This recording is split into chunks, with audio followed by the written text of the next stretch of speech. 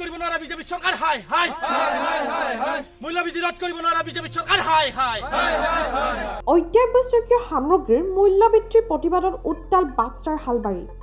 হালবাৰীৰ গাঁতিত সদৌ অসম ছাত্ৰ সন্থাৰ গাঁতি আঞ্চলিক সমিতিৰ প্ৰতিকৃতি দাহ কাৰ্যসূচীৰে প্ৰতিবাদ মানাহ ৰাষ্ট্ৰীয় উদ্যান ভৱানীপুৰ সংযোগী পথ অৱৰোধ কৰি দেশৰ পেট্ৰলিয়াম মন্ত্ৰী ধৰ্মেন্দ্ৰ প্ৰধান আৰু অসমৰ মুখ্যমন্ত্ৰী সৰ্বানন্দ সোণোৱালৰ প্ৰতিকৃতি দাহ কৰি প্ৰতিবাদ আছুৰ নেতৃত্বৰ বিজেপি চৰকাৰ হাই হাই বিজেপি চৰকাৰ হাই হাই বিজেপি হুঁচিয়াৰ মূল্যবৃদ্ধি ৰোধ কৰক আদি শ্লোগানেৰে উত্তাল কৰি তোলে গাঁতি অঞ্চল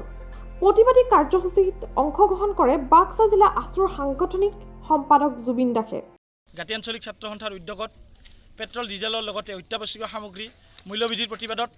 আমি আজি ভাৰতৰ কেন্দ্ৰীয় পেট্ৰলিয়াম মন্ত্ৰী ধৰ্মেন্দ্ৰ প্ৰধান আৰু অসমৰ মুখ্যমন্ত্ৰী সৰ্বানন্দ সোণোৱালৰ পুতলিকা দাহ কাৰ্যসূচী হাতত লৈছোঁ এই কাৰ্যসূচীৰ জৰিয়তে আমি কেন্দ্ৰীয় শাসিত বিজেপি চৰকাৰ আৰু ৰাজ্য চৰকাৰক স্পষ্টভাৱে সকীয়াই দিব বিচাৰিছোঁ যে আপোনালোকে মূল্যবৃদ্ধি কৰি অসমৰ জনসাধাৰণৰ ওপৰত যি ৰামটাঙন সদাইছে তাক আমি বিৰোধিতা কৰিছোঁ আৰু আহি থকা দিনত যদি পেট্ৰল ডিজেলকে আদি কৰি অত্যাৱশ্যকীয় সামগ্ৰী দালি পিঁয়াজ আৰু ৰন্ধন গেছৰ যদি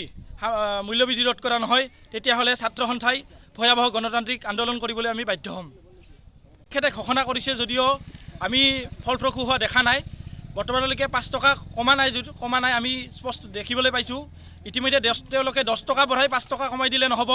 আৰু তেওঁলোকে আহি থকা দিনত যি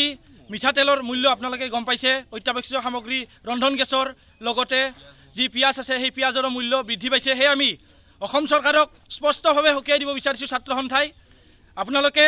মূল্যবৃদ্ধি ৰোধ কৰক নহ'লে আহি থকা যি 2021 চনৰ অসম বিধানসভা নিৰ্বাচন এই নিৰ্বাচনত অসমৰ জনসাধাৰণে আপোনালোকক ভোটদানৰ জৰিয়তে উচিত প্ৰত্যুত্তৰ দিব বৰ্তমান সময়ত সৰু অসম ছাত্ৰ সন্থাই বিভিন্ন সময়ত এই মূল্যবৃদ্ধিৰ বিৰুদ্ধে ধাৰাবাহিকভাৱে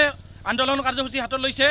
আৰু আমি সেই আন্দোলনৰ কালস্বৰূপে আজি আমি ছাত্ৰ সন্থাই আমাৰ গাঁতি আঞ্চলিক ছাত্ৰ সন্থাই আমি এই কাৰ্যসূচী হাতত লৈছোঁ এই কাৰ্যসূচীৰ জৰিয়তে দিল্লী দিছপুৰক আমি স্পষ্টভাৱে সকীয়াই দিব বিচাৰিছোঁ যে আপোনালোকে মূল্যবৃদ্ধি ৰোধ কৰক নহ'লে 2021 চনত আপোনালোকৰ চৰকাৰক অসমৰ জনসাধাৰণে ব্ৰহ্মপুত্ৰত উটুৱাই দিব বাবে মূল্যবৃদ্ধি কাৰণ তেওঁলোকে সততে কয় যে চাউল তেওঁলোকে বিনামূলীয়া দিছে কিন্তু চাউল বিনামূলীয়া দিলে নহ'ব ইতিমধ্যে আমি সকলোৱে স্পষ্ট যে আৰু জ্ঞাত যে ইতিমধ্যে তেওঁলোকে আজি মিঠাতেলৰ দাম 100ৰ পৰা 150 টকা কৰিলে তাতকৈও অধিক হোৱা আমি দেখিবলৈ পাইছোঁ লগতে পিঁয়াজৰ দাম 40ৰ পৰা আজি 60 টকা হৈছে সেয়ে আমি ছাত্ৰ সন্থাই পুনৰবাৰ বিজেপি নামৰ এই চৰকাৰখনক স্পষ্টভাৱে ক'ব বিচাৰোঁ যে আপোনালোকে মূল্যবৃদ্ধি ৰোধ কৰক আৰু মূল্যবৃদ্ধি ৰোধ কৰি অসমৰ জনসাধাৰণক কিছু সকাহ দিয়ক হালবাৰীৰ পৰা সাদিক আলীৰ report next star news Guwahati.